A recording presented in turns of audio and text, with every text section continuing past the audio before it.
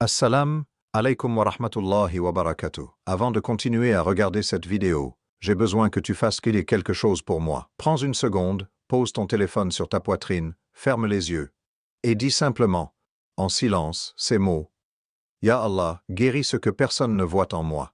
Écris-les en commentaire. Juste ça, tu n'as pas à expliquer. Allah, lui, comprend déjà. Maintenant, laisse-moi te poser une question. Une vraie question, pas une question de politesse. Est-ce qu'il t'arrive de te réveiller le matin, avec une pesanteur sur la poitrine, sans même savoir pourquoi? Est-ce qu'il t'arrive de sourire devant les gens, de répondre « ça va, alhamdulillah », alors que quelque part à l'intérieur, il y a quelque chose qui serre, quelque chose qui ne lâche pas, comme une main invisible qui tient ton cœur trop fort? Si tu hoches la tête en ce moment, alors cette vidéo a été faite pour toi. Parce que ce dont on va parler aujourd'hui, ce n'est pas une théorie, ce n'est pas une liste de conseils que tu vas oublier dans une heure. Ce que je vais te transmettre, c'est quelque chose que les savants de l'islam ont compris depuis des siècles, quelque chose que la science moderne commence seulement à effleurer, et quelque chose que ton cœur, lui, reconnaîtra immédiatement, parce qu'il l'attend depuis longtemps. Il existe un secret qui se trouve dans le livre d'Allah. Un secret qui a sauvé des hommes et des femmes au bord du gouffre. Un secret qui n'annule pas ta douleur d'un claquement de doigts, mais qui transforme ta relation à cette douleur d'une façon si profonde que ta vie entière commence à changer. Doucement, durablement, réellement. Et ce secret, aujourd'hui, tu vas le comprendre. Pas juste l'entendre, le comprendre, le ressentir, le porter avec toi quand tu éteindras cette vidéo. Reste avec moi jusqu'à la fin, parce que la partie la plus importante, la plus puissante, je la garde pour la conclusion. Une doua que nous allons faire ensemble, toi et moi, pour tous ceux qui portent une douleur silencieuse. Ne pars pas avant. Tu sais ce qui est étrange avec l'anxiété, ce n'est pas qu'elle fait mal, c'est qu'elle fait mal en silence, c'est qu'elle s'installe dans ta vie avec une discrétion presque parfaite, et qu'un jour tu réalises qu'elle est là depuis si longtemps que tu ne te souviens plus exactement comment c'était avant que ta tête soit aussi chargée, avant que ton sommeil soit aussi fragile, avant que ton cœur batte aussi vite pour des raisons que tu n'arrives même pas à nommer. Laisse-moi te décrire une nuit, peut-être que c'est la tienne. Il est tard, la maison est calme, les gens autour de toi dorment, et toi, tu es allongé, les yeux ouverts ou les yeux fermés. Peu importe, parce que le résultat est le même, ton cerveau, lui, ne dort pas, il tourne. Il rejoue des conversations que tu as eues il y a 3 jours. Il anticipe des problèmes qui n'existent peut-être pas encore. Il te souffle à l'oreille des scénarios sombres, des « et si », des « tu aurais dû », des « qu'est-ce qui va se passer si », et quitte.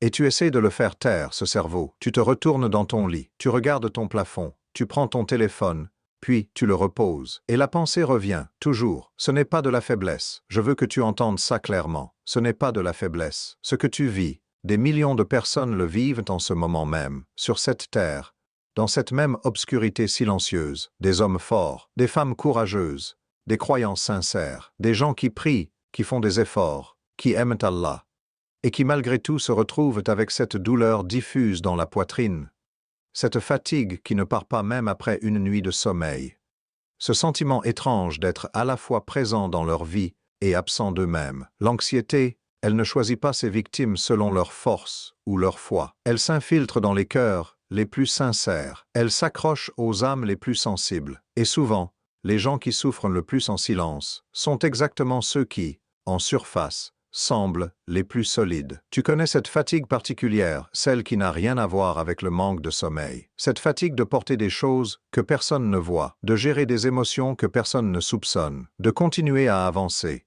à fonctionner, à répondre aux messages, à aller travailler, à t'occuper des tiens, pendant qu'à l'intérieur, quelque chose crie doucement, quelque chose implore un peu de repos, un peu de paix, juste un instant où tout s'arrête, et où tu peux simplement respirer, sans avoir peur de ce qui vient. Et parfois, la douleur n'est même pas précise, c'est ce qui la rend si difficile à expliquer aux autres. Quand quelqu'un te demande « Mais pourquoi tu es anxieux ?» il se passe quoi exactement? Tu cherches tes mots, tu ne trouves pas, parce que ce n'est pas un problème en particulier, c'est une accumulation. C'est un poids qui s'est construit lentement, couche après couche, jour après jour, et qui maintenant pèse sur ta poitrine comme une pierre que personne d'autre ne peut voir. Je ne suis pas là pour te dire que tu imagines des choses. Je suis là pour te dire que ce que tu ressens est réel, que ta douleur mérite d'être prise au sérieux. Et surtout, que ce que tu cherches depuis si longtemps, cette paix profonde, cette tranquillité qui ne dépend pas des circonstances extérieures, elle existe. Elle a un nom dans notre tradition. Elle a une route, et tu es sur le point de la découvrir. Avant de parler de solution, il faut comprendre. Vraiment comprendre. Pas en surface, en profondeur. Parce que nous vivons dans une époque où tout le monde propose des remèdes, des techniques, des respirations, des applications de méditation, des listes de gratitude. Et pourtant, les gens continuent de souffrir. Pourquoi? Parce qu'on traite les symptômes sans jamais toucher à la racine. On met un pansement sur une blessure qui nécessite une chirurgie du cœur. Et cette chirurgie du cœur, l'islam en parle depuis 14 siècles, dans le Coran. Allah subhanahu wa ta'ala dit quelque chose de saisissant. Une phrase qui, si tu la laisses vraiment entrer en toi, change tout. Il dit, et prends le temps de lire ces mots lentement. Ala bi dhikrillah tatma'innul qulub. C'est par le rappel d'Allah que les cœurs trouvent de la quiétude. Surat Ar-Ra'd, verset 28. Pas peut-être. Pas parfois. Pas pour certaines personnes dans certaines conditions.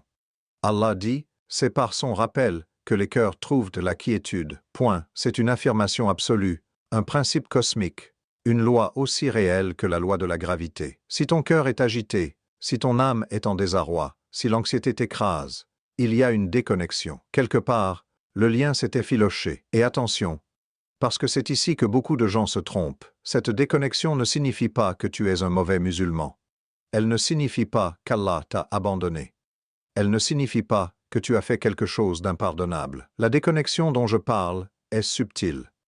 Elle est silencieuse. Elle peut toucher quelqu'un qui prie ses 5 prières, qui jeûne, qui fait des efforts sincères. Parce que ce n'est pas une question de quantité d'actes, c'est une question de qualité de présence. Voilà le diagnostic que l'islam pose sur l'anxiété moderne. Nous sommes devenus des corps qui bougent, des cerveaux qui pensent, des mains qui travaillent. Mais nos cœurs, eux, errent. Nos cœurs se sont perdus dans le bruit du monde, dans les notifications, dans les comparaisons, dans les attentes infinies que nous posons sur nous-mêmes et que les autres posent sur nous. Dans cette course permanente vers un plus, qui recule toujours d'un pas, dès qu'on croit l'atteindre. Le prophète que la paix et le salut d'Allah soient sur lui l'a dit, avec une précision qui donne le frisson. Sache que si toute la communauté se réunissait pour te nuire, elle ne pourrait te nuire en rien, sauf ce qu'Allah a déjà décrété pour toi. Et si elle se réunissait pour te faire du bien, elle ne pourrait te faire aucun bien, au-delà de ce qu'Allah a déjà décrété. Ce hadith, si tu le laisses atterrir dans ton cœur, vraiment atterrir, devrait dissoudre une grande part de ton anxiété sur le regard des autres, sur ce que les gens pensent, sur ce qui pourrait arriver. Mais nous ne le laissons pas atterrir.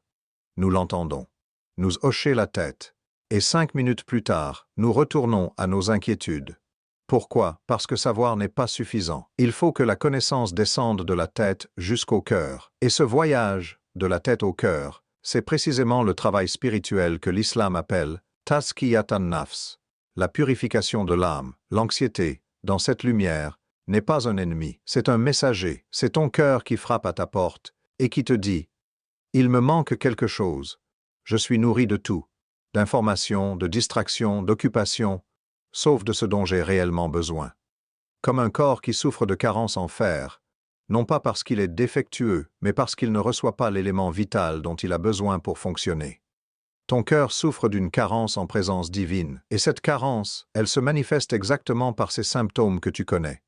L'agitation, la peur diffuse, l'insomnie, la tristesse sans raison apparente, le sentiment de vide malgré une vie remplie. Ce n'est pas un jugement, c'est un diagnostic, et tout bon diagnostic contient en lui-même l'espoir de la guérison. Parce que si la cause est identifiée, le remède devient possible. Et ce remède, ce vrai remède, celui qui marche vraiment, celui dont parle le titre de cette vidéo, c'est ce que nous allons explorer ensemble dès maintenant. Il y a un moment dans la vie de certaines personnes, un moment précis, souvent inattendu, où quelque chose bascule.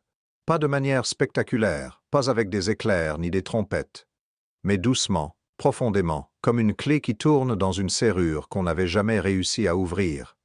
Un verset entendu au bon moment, une phrase lue dans le silence d'une nuit difficile. Un souffle intérieur qui murmure. C'est ça. C'est exactement ça. Je veux que ce moment soit maintenant pour toi. Ouvre ton cœur à ce que je vais te dire. pas ton intellect, ton cœur. Parce que ce secret ne se comprend pas avec le cerveau. Il se ressent, il se vit, il se reconnaît, comme on reconnaît une vérité qu'on savait déjà, mais qu'on n'avait jamais su formuler. Le secret tient en un concept, un seul, un mot arabe, que tu as peut-être déjà entendu des dizaines de fois, mais que tu n'as peut-être jamais vraiment habité. Ce mot, c'est tawakkul, la confiance totale, absolue, vivante en Allah. Mais attention, et c'est ici que tout change. Le tawakkul n'est pas de la résignation passive. Ce n'est pas croiser les bras en disant « Allah fera ce qu'il veut, donc je ne fais rien ». Ce n'est pas l'indifférence déguisée en spiritualité. Le tawakkul, dans sa réalité profonde, c'est quelque chose de radical. C'est décider, consciemment, délibérément, acte après acte, souffle après souffle, de remettre le résultat de toute chose entre les mains de celui qui contrôle tout. Après avoir fait ta part, c'est agir avec tout ce que tu as, puis lâcher, vraiment lâcher. Non pas parce que tu t'en fous, mais parce que tu sais, au fond de toi, que la main qui tient l'univers est plus fiable que la tienne. Allah dit dans le Coran, Surat At-Talaq, « Et quiconque place sa confiance en Allah, il lui suffit. Huwa hasbuhu, il lui suffit, pas, il l'aidera un peu, pas, il fera de son mieux. Il lui suffit. Complètement, entièrement, pour tout. Maintenant, laisse-moi te poser cette question. Est-ce que tu vis vraiment avec cette certitude? Pas comme une croyance théorique rangée dans un coin de ta mémoire, mais comme une réalité vivante qui colore chacune de tes journées. Est-ce qu'au moment où l'anxiété monte, au moment où la peur serre ta poitrine, tu es capable de t'arrêter et de dire, vraiment dire, avec tout ton être, Ya Allah, je te fais confiance, pas parce que je comprends ce qui se passe, pas parce que la situation est favorable, mais parce que tu es Allah, parce que tu n'abandonnes jamais tes serviteurs. Parce que derrière chaque épreuve que tu décides, il y a une sagesse que je ne vois pas encore, mais qui existe réellement. Si tu n'arrives pas encore à vivre dans cet état, ne te juge pas. C'est précisément pourquoi cette vidéo existe, parce que le tawakkul ne s'invoque pas, il se construit, brique par brique, expérience après expérience, et il se nourrit d'un carburant très précis, le dhikr, le rappel constant d'Allah. Voilà le lien que peu de gens font clairement. Le dhikr n'est pas qu'un acte de culte parmi d'autres. Le dhikr est le mécanisme concret par lequel le tawakkul prend racine dans le cœur. Chaque fois que tu prononces « Subhanallah », tu rappelles à ton cœur que la perfection appartient à Allah. Pas à toi, pas à tes plans, pas à tes résultats. Chaque fois que tu dis « Alhamdulillah », tu entraînes ton âme à voir la grâce même, dans ce qui semble difficile. Chaque fois que tu prononces « Allahu Akbar », tu poses un fait cosmique au centre de ta conscience. Allah est plus grand que ton problème, plus grand que ta peur, plus grand que ce scénario catastrophe que ton cerveau construit à 3 heures du matin. Ce n'est pas de la magie, c'est de la neurologie spirituelle. Chaque répétition sincère du nom d'Allah creuse un sillon dans ton cœur, un chemin de retour vers la paix. Et avec le temps, avec la pratique, avec la régularité, ce chemin devient une autoroute. Au moment où l'anxiété arrive, ton cœur sait instinctivement où aller. Il n'a plus besoin de chercher. Il retourne à Allah comme une boussole, retourne au nord, naturellement, immédiatement, avec soulagement. C'est ça, le secret. Pas une formule magique, pas une technique importée d'ailleurs. C'est un retour à ce pourquoi ton cœur a été créé, un retour à la source de toute paix, un retour à Allah. Et maintenant, je vais te montrer comment faire, concrètement, pratiquement, aujourd'hui. Je vais être direct avec toi, parce que tu mérites une réponse concrète, pas des généralités enveloppées dans de belles paroles. Ce que je vais te donner maintenant, c'est une méthode, une vraie méthode, pas un programme de 30 jours avec des cases à cocher, pas une application à télécharger, une manière de vivre, une façon de reconstruire, jour après jour, la relation entre ton cœur et son Créateur. Jusqu'à ce que la paix ne soit plus un état exceptionnel que tu atteins parfois, mais ton état naturel, ton état de base, le sol ferme sur lequel tu marches. Tout commence à l'aube. La salat al-fajr, la prière de l'aube, n'est pas simplement une obligation rituelle parmi d'autres. C'est, spirituellement et psychologiquement, l'acte le plus puissant qu'un être humain puisse accomplir pour soigner son anxiété. Et voilà pourquoi, quand tu te lèves pour Fajr, tu fais quelque chose que le monde entier ne fait pas.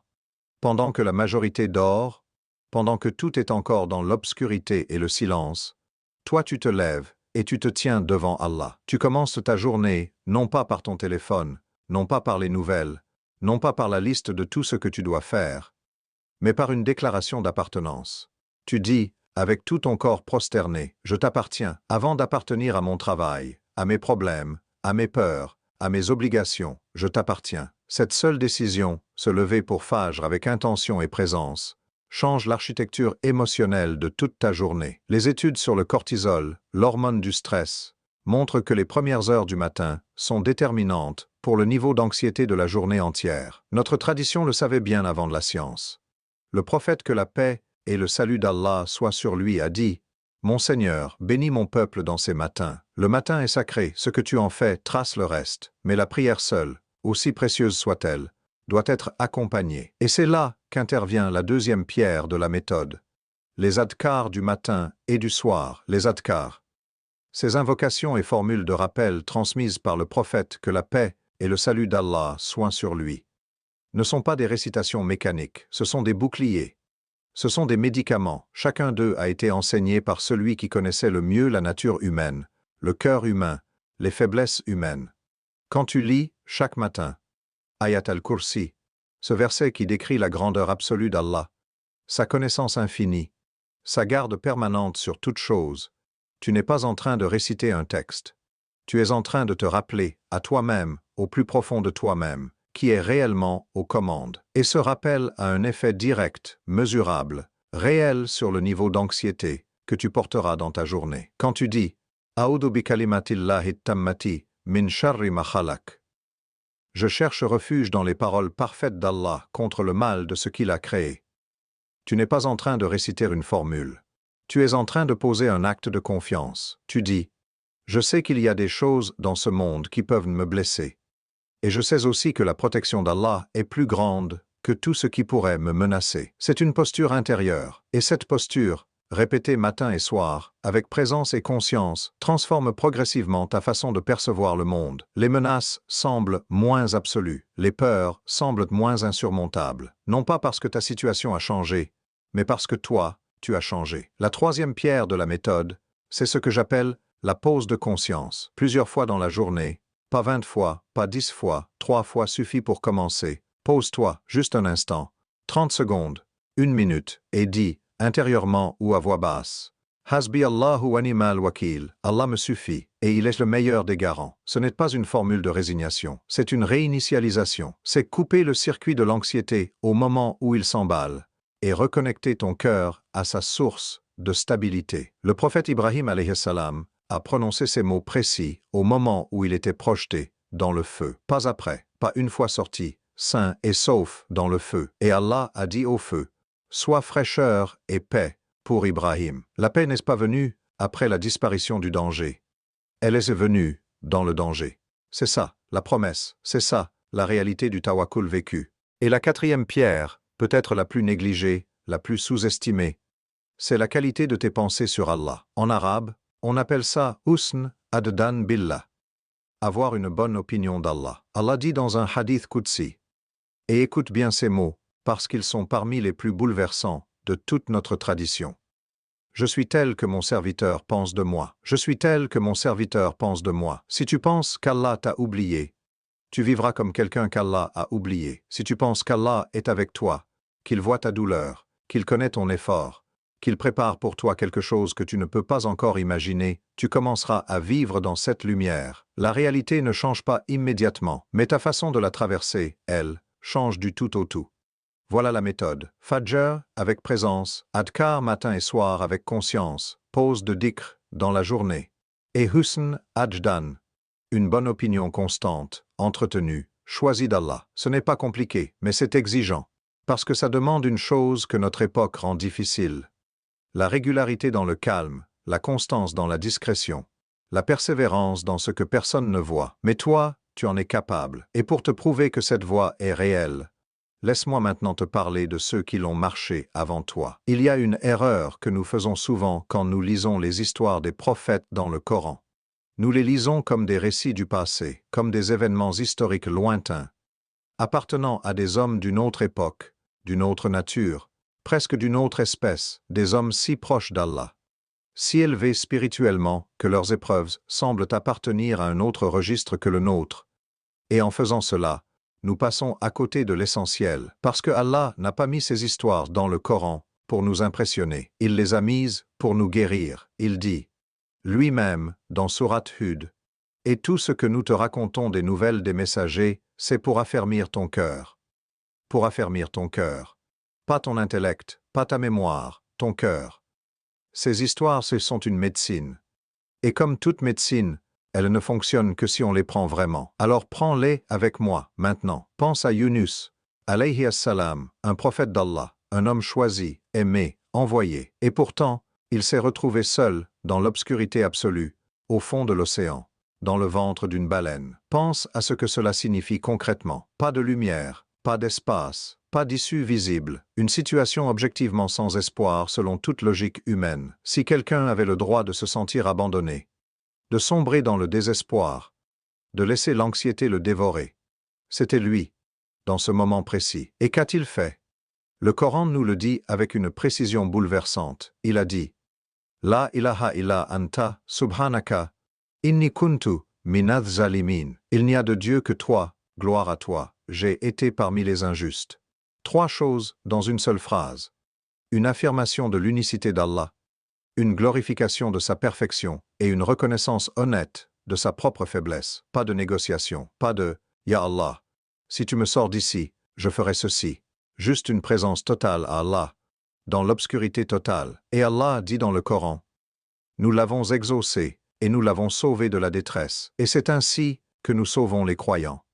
C'est ainsi que nous sauvons les croyants. Pas les prophètes seulement, les croyants. Toi, moi, quiconque fait ce que Yunus a fait dans ce ventre obscur. Pense maintenant à Mariam, alayha as-salam, une femme pure, pieuse, consacrée à l'adoration d'Allah depuis son enfance. Et elle se retrouve seule, sous un palmier, en train d'accoucher, sans mari, sans soutien, sachant qu'elle va devoir faire face à toute une société qui ne comprendra pas, qui la jugera, qui l'accusera, la douleur physique de l'accouchement, la douleur émotionnelle de la solitude, la douleur sociale de la honte imminente. Tout en même temps, elle dit, dans un moment de détresse humaine absolument réelle, « Plût à Allah que je fusse morte avant cela, et que je fusse une chose complètement oubliée. » Ce n'est pas un manque de foi. C'est une douleur humaine, authentique, crue. Et Allah ne la juge pas pour ses mots. Il lui envoie immédiatement une réponse, un réconfort, une provision, une date fraîche qui tombe, une source d'eau qui coule, et il lui dit « Ne t'afflige pas », alors qu'elle souffrait encore, alors que la situation n'était pas encore résolue. La paix d'Allah arrive dans l'épreuve, pas seulement après. Et pense à Ibrahim, alayhi salam, projeté dans un feu immense par son propre peuple, par sa propre famille. Et dans ce moment, nous l'avons déjà évoqué, il dit « Hasbi Allahu wa ni'mal wakil » et le feu devient fraîcheur et paix. Ce que ces 3 histoires ont en commun n'est pas le miracle final, c'est la posture intérieure qui précède le miracle. Chacun de ces êtres bénis a fait la même chose dans l'épreuve. Il s'est tourné vers Allah, complètement, sans condition, sans négociation. Et il a lâché le contrôle avec une confiance absolue, pas parce que la situation était favorable, mais parce qu'Allah est Allah, et Allah n'a pas changé depuis Yunus, depuis Mariam, depuis Ibrahim. Il est le même. Sa miséricorde est la même.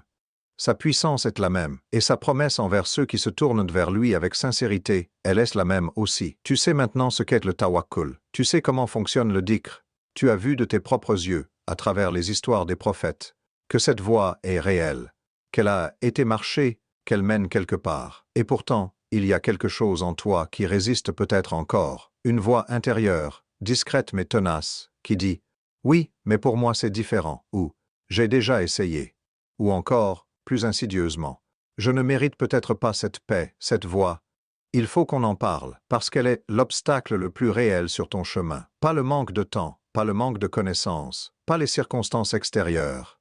Cette voix intérieure qui sabote en silence tout ce que tu essaies de construire. Le premier visage de cet obstacle, c'est le doute déguisé en lucidité. C'est que cette tendance à intellectualiser la foi jusqu'à la paralyser. À se dire « Je comprends tout ça en théorie, mais dans la pratique, quand l'anxiété frappe vraiment, je n'y arrive pas. » Et parce qu'on n'y arrive pas parfaitement, on abandonne. On conclut que la méthode ne fonctionne pas, alors qu'en réalité, on n'a pas encore laissé le temps à la graine de pousser. Le dhikr, le tawakkul, la connexion à Allah, ce sont des muscles spirituels, et comme tout muscle, ils se développent dans la durée, pas dans l'intensité d'un seul effort. Tu ne renonces pas à la marche parce que tu as trébuché les premiers jours. Le deuxième visage de cet obstacle est plus subtil encore. c'est l'attachement inconscient à la souffrance. Cela peut sembler étrange, voire choquant à entendre, mais écoute-moi. Quand une douleur occupe notre cœur depuis longtemps, elle finit par devenir familière. Et le familier, même quand il fait mal, rassure.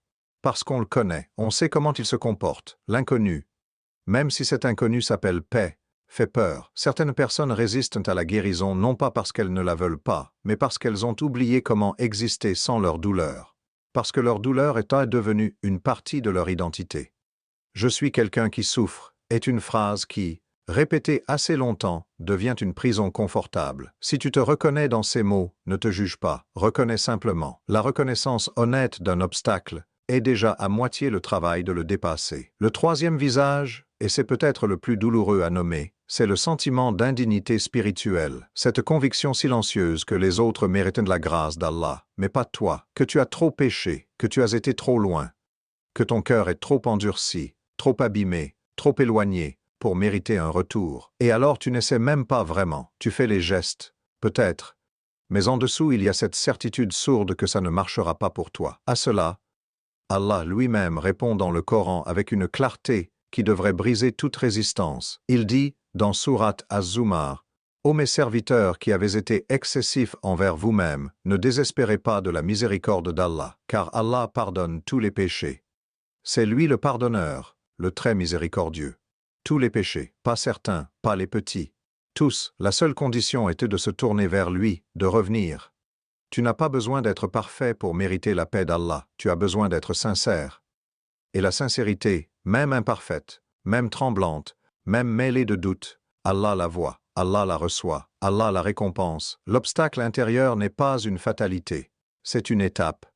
Et maintenant que tu le vois clairement, tu peux choisir de le traverser. Je veux que tu fermes les yeux une seconde, pas longtemps, juste le temps d'imaginer quelque chose. Imagine que tu te réveilles demain matin, et que la première chose que tu ressens, en ouvrant les yeux, n'est pas cette pesanteur habituelle, cette liste mentale qui s'active immédiatement, cette anxiété sourde qui prend ses quartiers dans ta poitrine, avant même que tu aies prononcé un seul mot. Imagine que la première chose que tu ressens, c'est quelque chose de doux.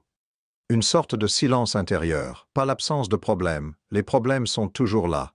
La vie est toujours là avec ses exigences et ses complexités, mais une distance sereine entre toi et ses problèmes, comme si tu les regardais depuis un endroit stable en toi. Un endroit que rien ne peut vraiment atteindre. Ce n'est pas un rêve, ce n'est pas réservé aux saints et aux savants. C'est une réalité que des milliers de croyants ordinaires, des gens comme toi, avec des vies comme la tienne, avec des histoires comme la tienne, ont atteinte, et elle a un nom dans notre tradition. Elle s'appelle At-Tumanina, la quiétude du cœur, cet état dont Allah parle directement dans le Coran comme étant la destination finale du voyage spirituel.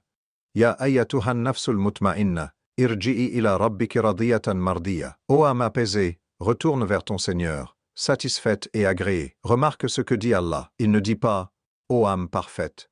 Il ne dit pas « Ô âme sans péché ». Il dit ô âme apaisée. La paix intérieure est la qualification, c'est l'état que Allah reconnaît. Appelle, accueille, maintenant laisse-moi te peindre cette transformation concrètement, pas dans les grandes déclarations, dans les petits détails du quotidien, parce que c'est là que la vraie transformation se voit. C'est le moment où quelqu'un te dit quelque chose de blessant. Et au lieu de ressasser cette blessure pendant 3 jours, tu la poses devant Allah, et tu passes à autre chose. Pas parce que tu es indifférent, pas parce que tu as réprimé ta douleur, mais parce que tu sais, profondément, que ta valeur ne dépend pas du regard de cet être humain. Que ton honneur est entre les mains d'Allah, et qu'Allah ne laisse rien sans réponse. C'est le moment où une situation échappe à ton contrôle. Un plan qui s'effondre, une porte qui se ferme, une attente qui ne se réalise pas. Et au lieu de paniquer, au lieu de catastrophiser, tu ressens quelque chose d'étrange et de merveilleux, une curiosité tranquille. Ya Allah, qu'as-tu préparé à la place, parce que tu as appris, par l'expérience répétée, par la pratique quotidienne du tawakkul, que chaque porte fermée par Allah précède une porte ouverte, et que la porte qu'il ouvre est toujours meilleure que celle que tu voulais forcer. C'est le moment où tu te retrouves seul, la nuit, dans le silence, et au lieu d'être envahi par les pensées sombres, tu te tournes vers Allah comme vers un ami qui attend. Pas un juge, pas un comptable de tes fautes. Un ami qui connaît ton nom qui compte tes larmes, qui n'a jamais cessé de te regarder avec miséricorde même dans tes moments les plus éloignés de lui. C'est cette légèreté que tu ressentiras un jour en te levant pour Fajr.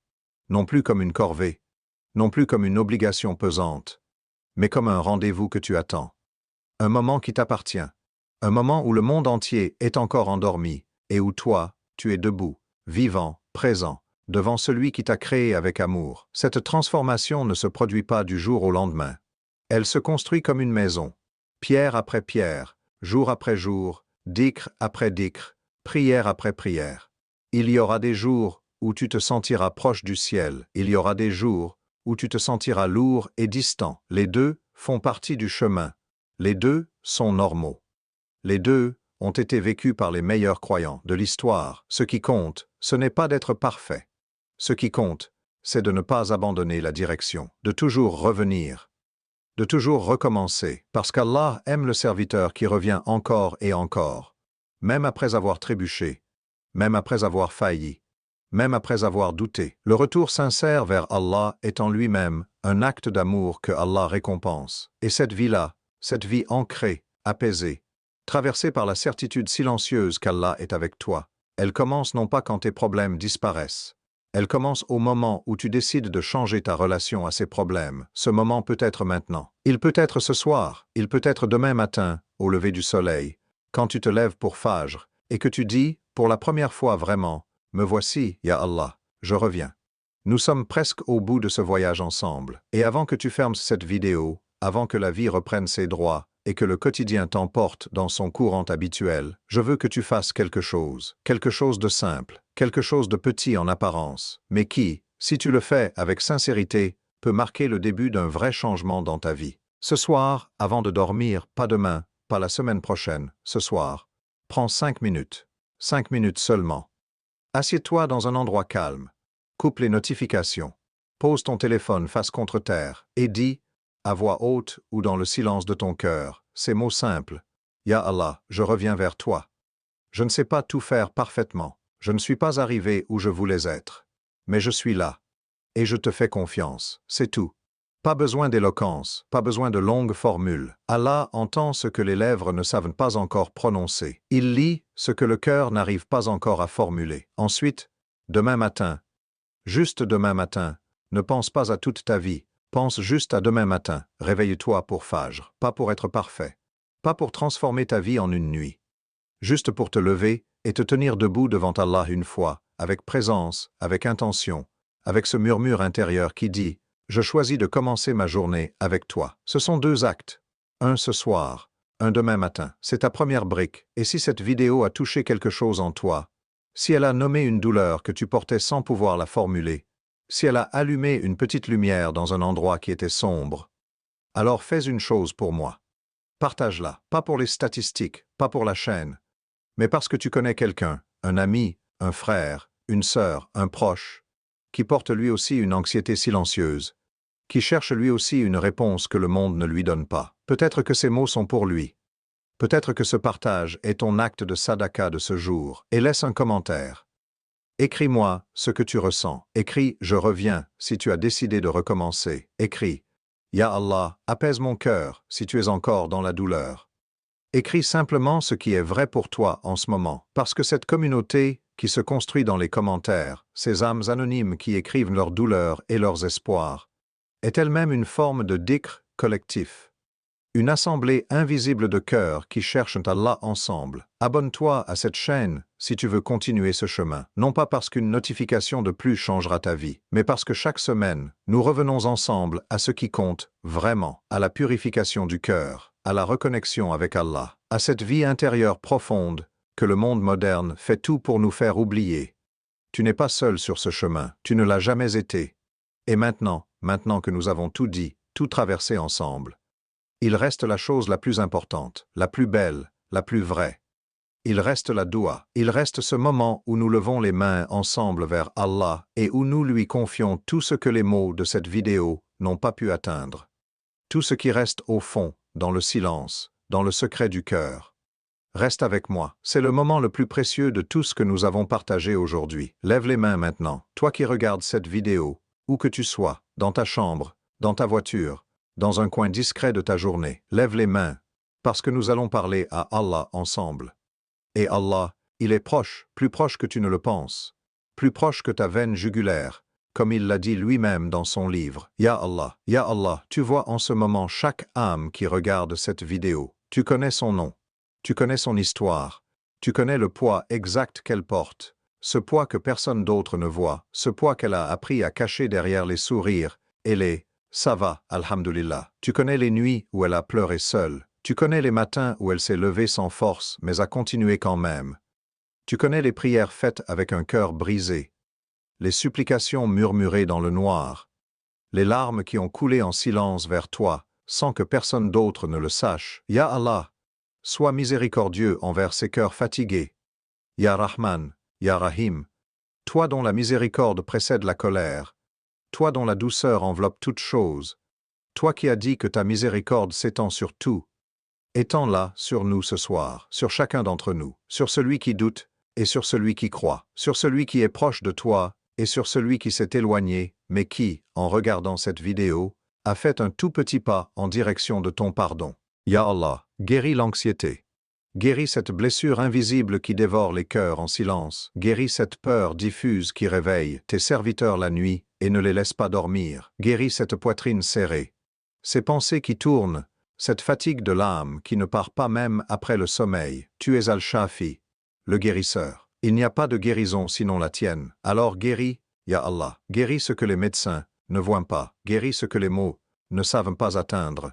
Guéris ce qui est enfoui si profondément que nous ne savons même plus comment le nommer. Ya Allah, pour celui ou celle qui a tout essayé et qui est épuisé d'essayer, sois ta suffisance. Hasbuka Allah, rappelle-lui que tu es là, que tu n'as jamais détourné ton regard de lui, que chaque larme qu'il a versée a été comptée, gardée, et qu'elle ne sera pas perdue. Ya Latif, toi le subtil, le doux, celui dont la bienveillance atteint ses serviteurs par des chemins qu'ils ne voient pas, sois doux avec nous, sois doux avec nos cœurs abîmés, sois doux avec nos âmes qui cherchent et qui trébuchent. Prends-nous par la main dans notre faiblesse et guide-nous vers toi, doucement, à notre rythme, avec ta patience infinie qui n'a aucun équivalent dans ce monde. Ya Allah, pour celui qui a perdu espoir, rallume la flamme. Pour celui qui se sent indigne de ta miséricorde, montre-lui que ta miséricorde n'attend pas la perfection. Elle attend le retour. Elle attend ce souffle sincère qui dit « Je reviens vers toi, Ya Allah ». Même brisé, même imparfait, même les mains vides. Reçois ce retour, accueille-le comme tu as accueilli le retour du Fils prodigue dans les paraboles des anciens.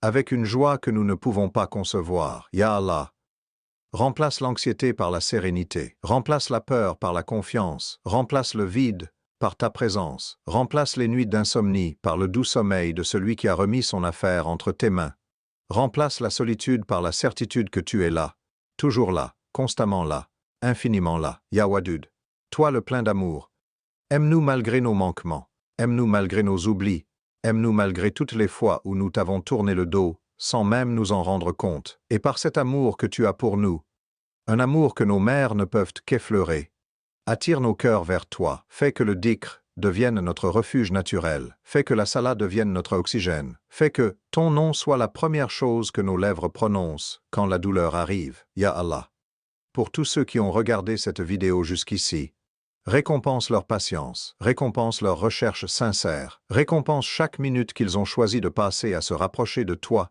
plutôt qu'à se distraire. Écris pour eux la guérison, écris pour eux la paix, écris pour eux une vie ancrée dans ta lumière, traversée par ta sérénité, orientée vers ta satisfaction. Et Ya Allah, nous te demandons la chose la plus précieuse qui soit, nous te demandons de faire mourir nos cœurs dans l'état de la soumission à toi, de nous ressusciter parmi ceux que tu aimes, de nous rassembler, nous et nos proches, sous ta miséricorde le jour où aucune miséricorde humaine ne pourra plus rien. Amin, Amin, Ya Rabbal Alamin. Prends soin de toi, prends soin de ton cœur, et rappelle-toi, chaque fois que la douleur revient, chaque fois que l'anxiété frappe à ta porte, que tu as maintenant une réponse, pas une technique, une direction, la direction de Allah, et cette direction ne mène jamais vers la perte. Assalamu alaykum wa rahmatullahi wa barakatuh.